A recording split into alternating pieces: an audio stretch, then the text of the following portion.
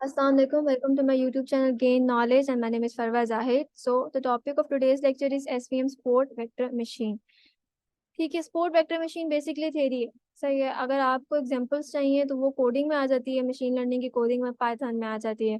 तो मेरा जो बेसिकली कंटेंट चल रहा है वो थ्योरी पार्ट चल रहा है मशीन लर्निंग का। जब मैं कोडिंग पे आऊंगी तो कोडिंग समझाऊंगी हर चीज़ की, बट अभी जो है वो हम थ्योरी तक स्टिक रहते हैं, ठीक है। अच्छा, सुपरवाइज लर्निंग, जो भी बच्चे मेरे चैनल पे न्यू हैं और फर्स्ट टाइम मेरी वीडियो देख रहे हैं, मेरी उनसे काइंडली रिक्वेस्ट है कि मेरी प्रीवियस वीडियोस लाइक जरूर देखिएगा, और अगर अच्छी लगे तो लाइक भी कर देना, ठीक है।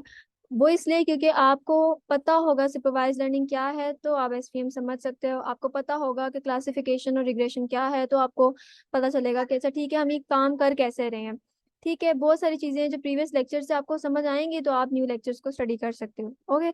SVM line lies in supervise learning category, ठीक है। अब इसका मतलब क्या है कि एसवीएम जो है वो सुपरवाइज लर्निंग की कैटेगरी, सुपरवाइज लर्निंग जो मशीन लर्निंग की टाइप थी, एक सब कैटेगरी थी, उसके अंदर आता है आपके पास SVM. SVM is use for classification and regression.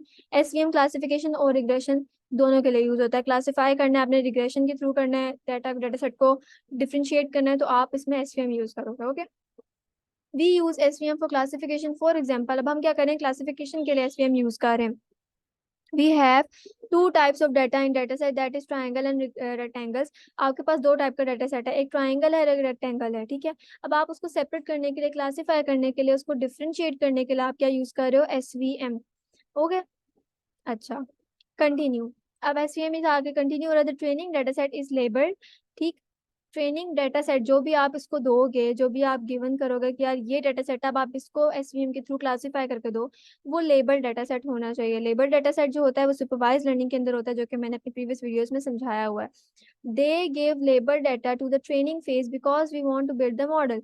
तो क्या होता है कि आप label data set training phase को देते हो ताकि आप एक मॉडल बिल्डअप कर सको। After model training it will move the testing phase.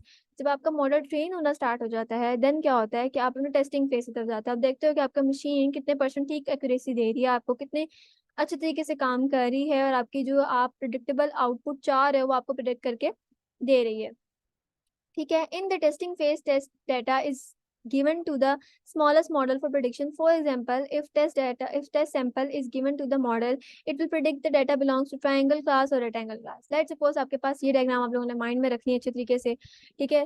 आपके पास एक y एक्सिस और एक x एक्सिस है क्लासिफिकेशन के लिए, ठीक है। अब आपके पास एक क्लास है ट्राइंगल क्लास और एक क्लास a है रेक्टेंगल क्लास, ओके। रेक्टेंगल तो नहीं, स्क्वायर लग रहे हैं, लेकिन लेट चलो रेक्टेंगल कह देते हैं, ओके। अच्छा, अब आपने क्या, आपके पास क्या हो रहा है यहाँ पे, आप इसको क्लासीफाई कर रहे हो, आप इन दोनों क्लासेस को डिफरेंट, मतलब उनके दरमियान एक लाइन ड्रॉ कर रहे हो और उनको क्या कर रहे हो, सेपरेट कर रहे हो, उनको बता रहे हो कि हमारे पास एक ए क्लास और एक बी क्लास है, ओके, ठीक है। अच्छा, जो इसके दरमियान जो डॉटेड लाइन है वो क्या है, हाइपरप्लेन और डिसीजन बाउंड्री है, सही है। और इन दो पैरेलल लाइंस, जो ये दो पैरेलल लाइंस आ रही हैं, ठीक है, आपको ब्लैक सॉलिड ब्लैक लाइंस नजर आ रही हैं, उन उसको उनके दरमियान का डिस्टेंस क्या है, मार्जिन, सही है। जो हाइपरप्लेन आपने ड्रॉ की है या डिसीजन बाउंड्री जो आपने ड्रॉ की है, उस बाउंड्री से लेके एक पैरेलल लाइन तक आपका डी माइनस है और दूसरे तक डी प्लस है, और ये डी प्लस डी माइनस क्या है मैं आपको अभी आगे स्लाइड्स में समझाऊंगी, ठीक। अब आप पहले बात कर रहे थे हाइपरप्लेन की, जो हमारे पास हाइपरप्लेन था, ठीक है। हाइपरप्लेन के क्या है, in order to separate data from both classes draw a decision boundary. आप क्या करें कि अगर आपने लेट्स सपोज ये वाली दो लाइंस नहीं लगी हुई, अभी आपने सिर्फ एक लाइन लगाई है बीच वाली, आपने अपने क्लासेस को, अपने डाटा सेट को अगर आपने सेपरेबल करना है, आपने डिफरेंस क्रिएट करना है दोनों के दरम्यान में कि देखें कि कितना डिस्टेंस है, तो आप क्या करो, बीच में एक हाइपरप्लेन, एक डिसीजन बाउंड्री ड्रॉ कर लो। What is exactly decision boundary, DB decision boundary decides the new data belongs to rectangle और triangle class.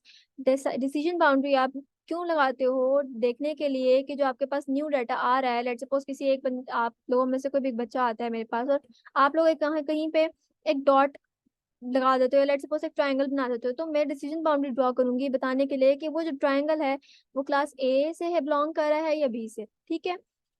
Now parallel lines पे आ जाते हैं, बात करते हैं पैरेलल लाइंस क्या होता है। पैरेलल लाइन हमारी कौन सी है, ये वाली लाइन जिसमें हम मार्जिन कैलकुलेट कर रहे हैं। What are parallel lines? Why do we draw parallel lines and what is the purpose?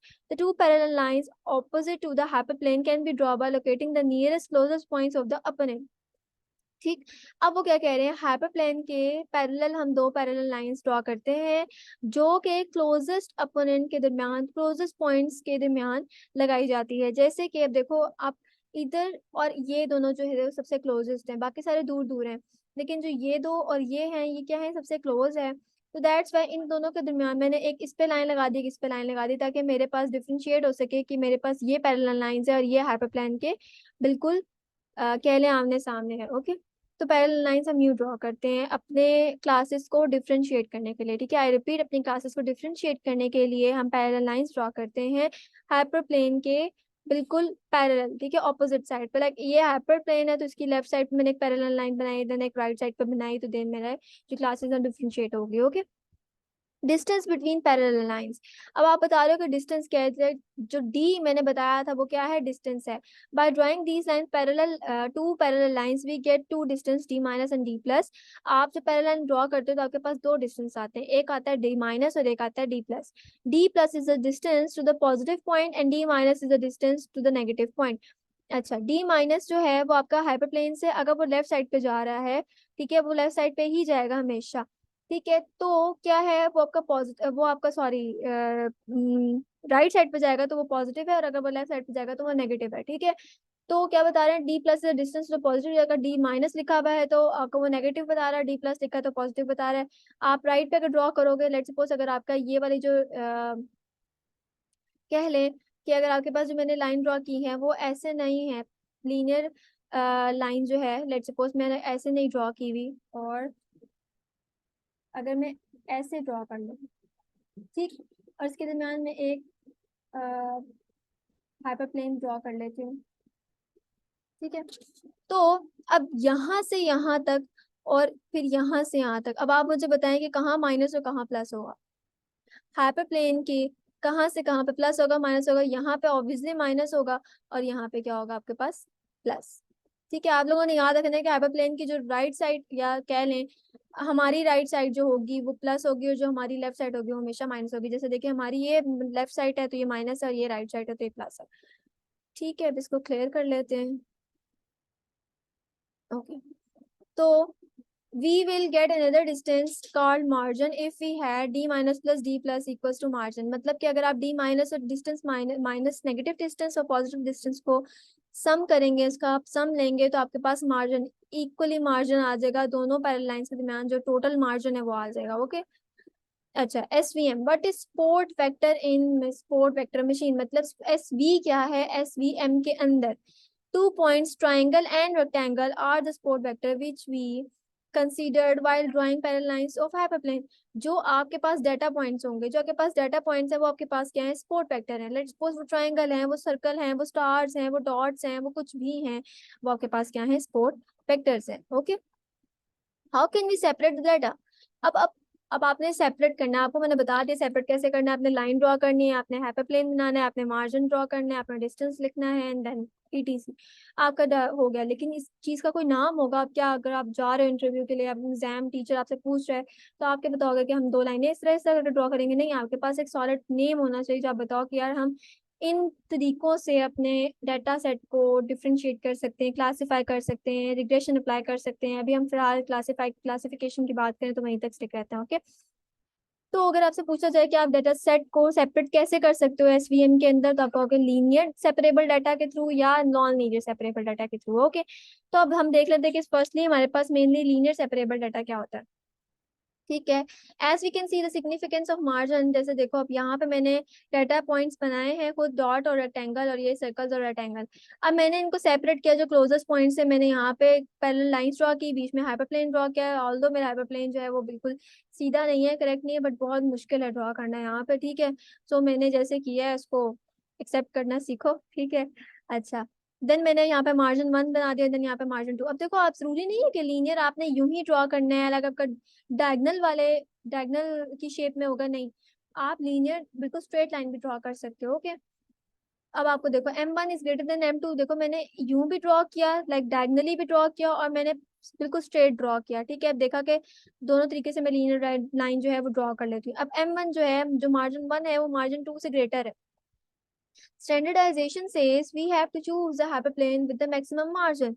This is the margin with a margin with a maximum width. ठीक, अब वो क्या कह रहे हैं कि आपको वो मार्जिन सिलेक्ट करना है, ये वो वाली लाइन ड्रॉ करनी है जिसपे आपको मैक्सिमम मार्जिन मिल रहा हो। आपने पहले क्या करना है, आपको डाटा सेट दे दिया गया। अब आपको डाटा सेट दे दिया गया इस तरह से फॉर्म में, और आपने क्या करना है, पहले पेंसिल से ड्रॉ करना है, देखना है कि मार्जिन किसकी बड़ी आ रही है। लाइक आप पहले यूं ड्रॉ करके देख लो सीधा, देन आप टेढ़ा थोड़ा सा इस तरह ड्रॉ करके, देन इस तरह ड्रॉ करके देख लो। जिस भी एंगल से आपके मार्जिन ज्यादा आ रहा होगा आप उसको रब करोगे, एंड देन वो वाला जो आपके पास लीनियर लाइन होगी वो उस तरह से ड्रॉ कर लेंगे। जैसे देखो मेरे पास ये वाला आ रहा था, मार्जिन 1 जो थी वो मेरे पास करेक्ट आ रही थी, तो आई डोंट नो ये क्या है, ठीक है। तो इसको मैंने, ये लेजर पॉइंटर वैसे, हाँ ये ठीक है। अच्छा, तो मैंने क्या किया, मार्जिन 1 को मैंने करेक्ट फॉर्म डिक्लेयर कर दिया कि मेरी जो मार्जिन 1 वाला है, जो मेरे पास फिगर 1 है, ठीक है, वो जो है मेरे पास सही सेपरेट हुआ हुआ है, ठीक है, मार्जिन मेरे पास ज्यादा आ रही है, दैट्स व्हाई ये करेक्ट है।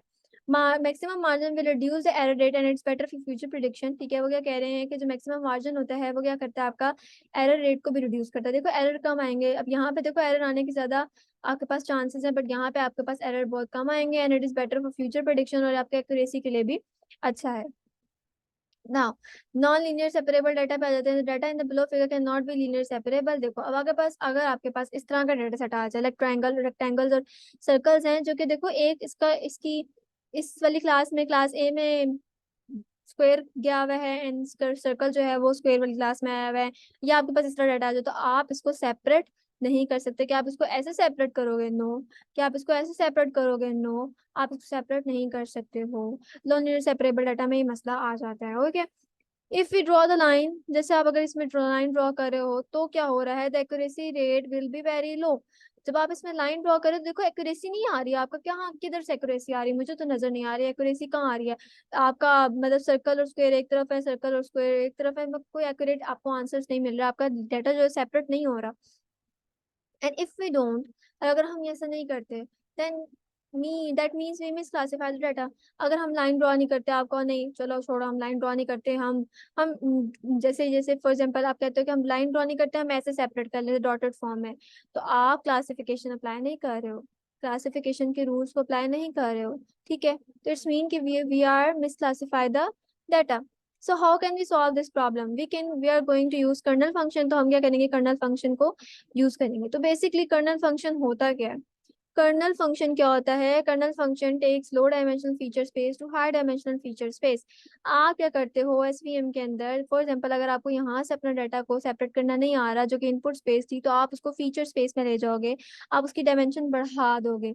तो क्या हो रहा है, तो देखो ये 4 पॉइंट्स थे ये वाले, तो वो यहाँ पे कहीं पे नजर आते, लेकिन जब मैंने इसकी डायमेंशन बढ़ाई, मैंने यूं मतलब स्ट्रेट देखने की जगह, लेट्स सपोज मैं अगर यहाँ से पेन लेती हूँ, मैं स्ट्रेट देखने की जगह अब इसको थोड़ा सा यूं डायमेंशन में देख लूँ, ठीक है, लेट्स सपोज इस तरह से 3 डायमेंशन में देख रही हूँ, ठीक है।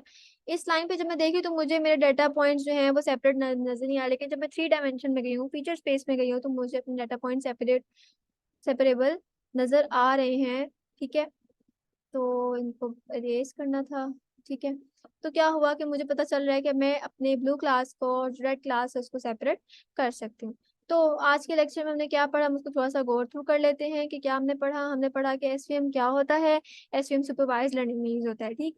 क्लासिफिकेशन और रिग्रेशन के लिए एसवीएम यूज होता है, लेकिन अभी हम एसवीएम जो है वो क्लासिफिकेशन के लिए यूज कर रहे थे। ठीक, इसमें हमारे पास लेबल डाटा सेट यूज होता है। लेबल डाटा सेट जो है वो ट्रेनिंग के लिए आप यूज करते हो, देन उसको आप टेस्टिंग फेज पे कन्वर्ट करते हो, उसको यूज करते हो। ट्रेनिंग सेट के अंदर आपके पास कोई भी किस्म की 2 क्लासेस हो सकती हैं, जिनको आप हाइपरप्लेन या डिसीजन बाउंड्री से सेपरेट करते हो। ठीक है, हाइपरप्लेन आपके पास क्या होता है, हाइपरप्लेन आपके पास होता है एक ऐसी लाइन जिस जो आपको डेटा सेट को डिफरेंशिएट करने के लिए, ये सेपरेट करने के लिए यूज होती है। ठीक, डिसीजन बाउंड्री भी इसका दूसरा नेम है। पैरेलल लाइंस ये होती हैं जो आपके पास क्लोजेस्ट अपोनेंट होते हैं, जो क्लोजेस्ट डाटा पॉइंट होते हैं, आप उसके ऊपर एक लाइन ड्रॉ करते हो और आप देखते हो, और वो जो लाइन है, जो पैरेलल लाइन है, वो आपके ऑपोजिट टू हाइपरप्लेन होनी चाहिए। देन आपके पास डिस्टेंस आ जाता है। डिस्टेंस जो होता है वो उसी को अगर आप प्लस कर दो तो आपके पास मार्जिन आ जाता है। ठीक है, लेफ्ट साइड पे आपका नेगेटिव डिस्टेंस होता है और राइट साइड पे आपके पास पॉजिटिव डिस्टेंस होता है। ठीक है, जिसको आप डी माइनस और डी प्लस से जनरेट करते हो। ठीक है, और उसके बाद इसमें था, आप बस मार्जिन निकालते, फिर इसके बाद सपोर्ट फैक्टर क्या होता है। सपोर्ट फैक्टर के पास डाटा पॉइंट्स होते हैं, आपके पास कोई भी डेटा पॉइंट्स हो सकते हैं, लाइक स्टार मैंने बताया था, रेक्टेंगल्स हो सकते हैं, ट्रायंगल्स हो सकते हैं, सर्कल्स हो सकते हैं, एटीसी। तो वो क्या है आपके सपोर्ट वेक्टर्स हैं हाइपरप्लेन के ऊपर, पैरेलल लाइंस के ऊपर, ठीक है।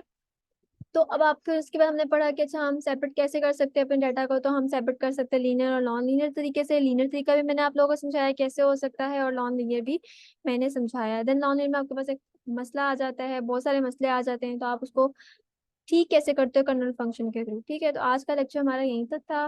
If you like my videos, like my video and subscribe my channel. Thank you so much and Allah Hafiz.